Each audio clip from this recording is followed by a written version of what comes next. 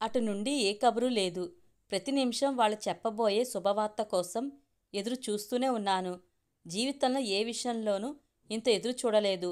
ఆఖరికి పరీక్షల్లోనూ, ఇంటర్వ్యూలలో కూడా tension పడకుండానే ఎన్ఐటీలో seat, ఆ తర్వాత మంచి ఉద్యోగం కూడా వచ్చేసింది. దేనికైనా ఎదురు చూడాల్సిన అవసరం ఎప్పుడూ రాలేదు. అటువంటిది మొదటిసారిగా ఎదురు చూడటం అంటే ఇప్పుడు తెలుస్తుంది అందులో ఉన్న కష్టమేమిటో. అప్పటికీ నాకిష్టమేనని పరోక్షంగా, ఆంటీ మీరు చేసిన కాఫీ చాలా బాగుంది, మళ్ళీ వచ్చినప్పుడు తాగుతానని కూడా చెప్పాను కదా. అయినా ఇంతవరకు అటు నుండి కబురే లేదు. కొంపదీసి నేనంటే వాళ్ళకిష్టం లేదా? నన్ను ఇష్టపడకపోవడానికి కారణం ఏమై ఉంటుంది? చూడ్డానికి బాగుంటాను, మంచి ఉద్యోగం, ఉన్న ఒక్క అక్కకు పెళ్ళయింది, వాళ్ళు బాగానే సెటిల్ అయ్యారు, సొంత ఇల్లుంది, నాన్నకు పెన్షన్ వస్తుంది, నేనే చూడాలన్న బాధ లేదు. మరి నన్ను కాదనడానికి కారణం ఏమై ఉంటుంది? ఆలోచనలతో బుర్ర బద్దలైపోతుంది. పోనీ ఇష్టం లేకపోతే ఆ విషయం చెప్పినా బాగున్ను. ఏదీ చెప్పలేదు. ఇప్పటికీ 10 రోజులైంది. ఎప్పుడూ రోజులు లెక్క పెట్టుకొని నేను కూడా రోజులు లెక్క పెడుతున్నాను. ఎదురుచూపు ఇంత దారుణంగా ఉంటుందని ఇప్పుడే తెలిసింది. అంటే ఇన్నాళ్ళు నేను చూసిన అమ్మాయిలు, వాళ్ళ తల్లిదండ్రులు ఇంత టెన్షనే పడుంటారా? అబ్బాయిని నాకే ఇలా ఉంటే వాళ్ళకెలా ఉండుంటుంది? అసలు ఆ అమ్మాయి తనకు నచ్చడానికి కారణమేమిటి? 2 వారాల కిందట జరిగిన విషయం గుర్తుకొచ్చింది. ఉద్యోగం వచ్చిన 2 ఏళ్ల తర్వాత సంబంధాలు చూడడం మొదలుపెట్టారు ఇంట్లో. వద్దనడానికి తగిన కారణమేమీ లేదు. కానీ చూసిన ప్రతి సంబంధానికి అమ్మో అక్కో ఏదో ఒక వంక పెట్టడం, వాళ్ళిద్దరికీ నచ్చితే నాన్నకు నచ్చకపోవడం, ఇంకా విసుగొచ్చి మీ ముగ్గురికి నచ్చితే అప్పుడే నేను పెళ్లి చూపులకొస్తానని కండిషన్ పెట్టాను.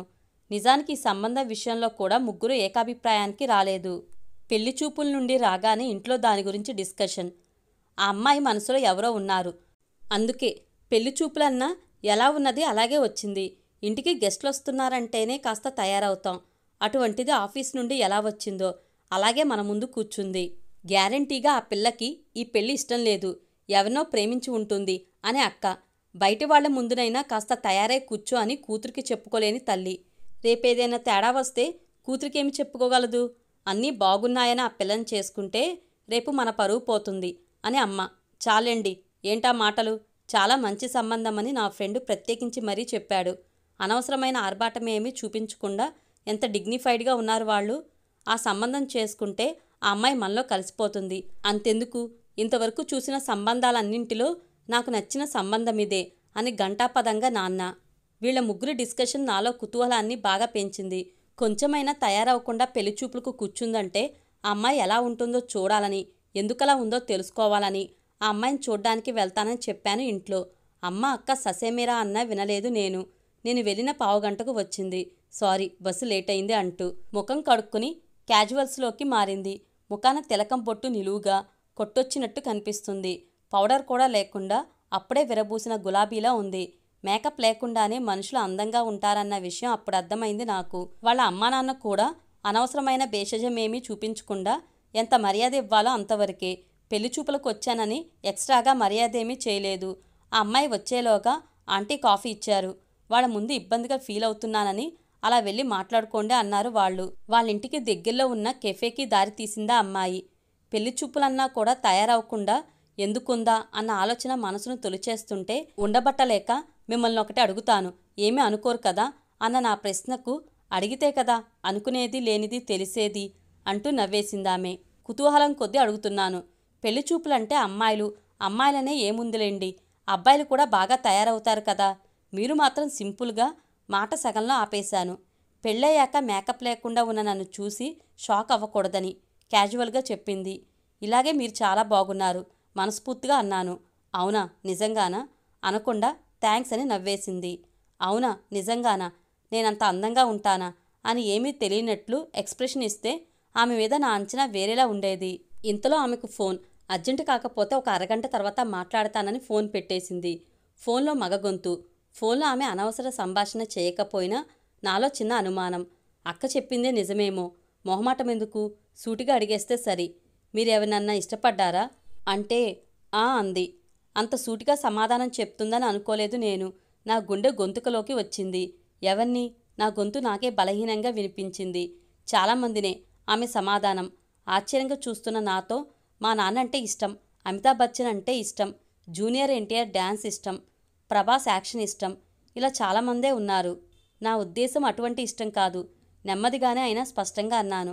వేరేలా అయితే మా అమ్మా నాన్నతో చెప్పేంత ధైర్యం, స్వతంత్రత నాకున్నాయి. అంతే స్పష్టంగా చెప్పేసింది. నేను ఊహించిన ఇష్టం కాదని తెలియగానే రిలాక్స్ అయ్యాను. మరి మీకు అని అడుగుతుందేమో అనుకున్నాను. అడగలేదు. అడిగి ఉంటే బాగున్ను. నేను ఇంతవరకు ఎవరిని ఇష్టపడలేదని చెబుదామనుకున్నాను. ఆ ఛాన్స్ నాకివ్వలేదామే. ఆమెతో మాట్లాడుతుంటే అసలు టైమే తెలియలేదు.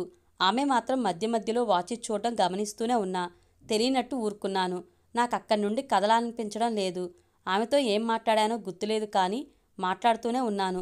ప్రతిగా ఆమె ఒకటే అరా మాటలు. ఎక్కువసార్లు చిరునవ్వే సమాధానం. నన్ను ఆకట్టుకోవడానికి అతిగా మాట్లాడటమో, అనవసర సంభాషణో, అహంతో కూడిన ప్రవర్తనో ఇవి ఇంతవరకు నేను అమ్మాయిలలో గమనించినవి. ఈమె వాళ్ళ కాదు. ఇంత బ్యాలెన్స్డ్గా ఉన్న అమ్మాయిని తొలిసారి చూస్తున్నాను. మొదటిసారి పరిచయమైన వ్యక్తితో అంతసేపు మాట్లాడడం, అది అమ్మాయితో. నాకే ఆశ్చర్యం వేస్తుంది. 2 గంటలయింది. కానీ ఆ కొలీగ్ నుండి మళ్ళీ ఫోన్ రాలేదు. ఎదుటి వాళ్ళు తన ప్రైవసీకి రెస్పెక్ట్ ఇచ్చేటట్టు చేయగలిగిన ఆమె బిహేవియర్ ఇంకా నచ్చింది. ఇదేదో పెళ్లిచూపుల కార్యక్రమం అని, ఒక ఇంటర్వ్యూలా కాకుండా క్యాజువల్గా ఆమె తీసుకునే విధానం ఇంకా నచ్చింది. నేను ఆమెకు పడిపోయానా? సందేహమే లేదు. ఆమె నడతలో, మాటలో ఆత్మవిశ్వాసం అడుగడుగునా కనిపిస్తుంది. ఇటువంటి వాళ్ళు అంతా తనకే కావాలన్న స్వార్థంతో ఉండరు. ఎప్పుడు ఎక్కడ ఎలా ఎంతవరకు ఉండాలో అంతవరకే ఉంటారు. ఈ అమ్మాయిని పెళ్లి చేసుకుంటే నా జీవితం ప్రశాంతంగా గడిచిపోతుందనే నిర్ణయానికొచ్చాను. ఇంటికెళ్ళిన వెంటనే నా నిర్ణయాన్ని చెప్పాను. అమ్మ అక్క గొనుక్కుంటున్నా. ఆ మరుసటి రోజే మా నిర్ణయాన్ని వాళ్లకు తెలియపరిచారు నాన్న. అమ్మాయిని అడిగి చెప్తామన్న వాళ్ల నుండి ఇంతవరకు ఏ కబురూ లేదు. మేమప్పుడే చెప్పాం కదా, మా మాట లెక్క చేయలేదు మీరు అని అమ్మ అక్క సనుగుడు. వాళ్ళనేమీ అనలేక నిర్ణయం ఏదైనా మనకి తెలియపరచాలి కదా వాళ్ళు అని నాన్న అసహనం. మా సంబంధం వాళ్ళకిష్టమేనని చెప్తే బాగుండునని దేవుడికి మనసులోనే దండం పెట్టుకుంటూ నేను వాళ్ళింటి దగ్గర కెఫేకి ఎన్నిసార్లు వెళ్ళానో ఆ అమ్మాయి అక్కడకు వస్తుందేమోనని. ఇంట్లో ఇంకేదో సంబంధం గురించి చెప్తే చూద్దాం, వాళ్ళింకా ఏమీ చెప్పలేదు కదా అంటే పిచ్చివాడిని చూసినట్టు చూశారు. ప్రాక్టికల్గా ఆలోచించు. సమాధానం చెప్పలేదంటే ఇష్టం లేదనే. మనమైనా ఇష్టం లేకపోతే తిరిగి కబురు పెట్టామా ఏమిటి అని అమ్మ. ఆ అమ్మాయి ఇష్టపడ్డవాడితో సంబంధం కలుపుకుని ఉంటారులే అంటూ అన్నీ చూసినట్లు అక్క. ఇద్దరూ కలిసి నా ఆశల మీద నీళ్లు చల్లేశారు.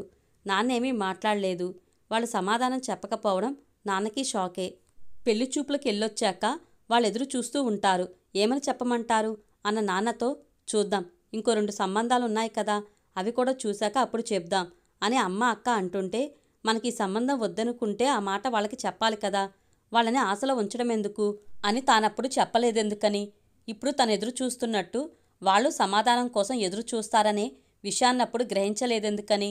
చాలా మూర్ఖంగా ప్రవర్తించాం. తనని తానే తిట్టుకున్నాడు. ఇన్నాళ్ళు తాము ఆడపిల్లల వాళ్ళనెంత ఇబ్బంది పెట్టారో ఇప్పుడు అర్థమవుతుంది. తన వరకు వస్తే గాని తత్వం బోధపడలేదు. కొన్నాళ్ళు ఇంట్లో సంబంధాల గురించి మాట్లాడకండి. చిరాకు పడ్డాను. ముగ్గురు ఆశ్చర్యంగా చూశారు. ఆ అమ్మాయి నాకెందుకు నచ్చాలి, నన్నెందుకు వద్దనుకోవాలి? నా మీద నాకే చిరాకేసింది. ఇన్నాళ్ళు నన్నెంతమంది ఇష్టపడ్డారో, మేమేమీ సమాధానం చెప్పకపోతే ఎంతలా ఎదురు చూశారో. ఈసారి అలాంటి పొరపాటు జరగడానికి వీల్లేదు. ఇంట్లో అందరూ వెళ్ళడం, చూడటం, వద్దనడం ఇంకొద్దు. పెళ్లి చూపులని కాకుండా ఎక్కడో ఫ్రెండ్లీ మీట్ ఏర్పాటు చేసుకుంటే సరి. ఇంత డిసప్పాయింట్మెంటు ఉండదు. ఈ ఆలోచనతో మనసు కొంచెం చల్లబడింది. యూఎస్ నుండి ఫ్రెండ్ వస్తున్నాడంటే రిసీవ్ చేసుకోవడానికి ఎయిర్పోర్ట్కి వెళ్ళాను. ఆమె కూడా ఫ్లైట్ దిగింది. ఇన్నాళ్ళు ఆమె ఊళ్ళో లేదా మనసు అనుకుంటుంటే కాళ్ళు తెలియకుండానే ఆమె వైపు అడుగులు వేశాయి. నన్ను చూసిన ఆమెలో ఆశ్చర్యం. తెలిసింది నేను చేసిన తప్పేమిటో. నేను అలా వెళ్ళి ఉండకూడదు. నా ఫ్రెండ్ కోసం మాట తడబడుతుంటే నా ఫ్రెండ్ని చూపించాను. ఇంకా నా కోసమేమో అనుకున్నాను. అచ్చం సినిమాలో తమన్నా చూసినట్టు చూసి నా గుండెల్లో బటర్ఫ్లైస్ ఎగరవేస్తూ చిరునవ్వుతో వెళ్ళిపోయింది.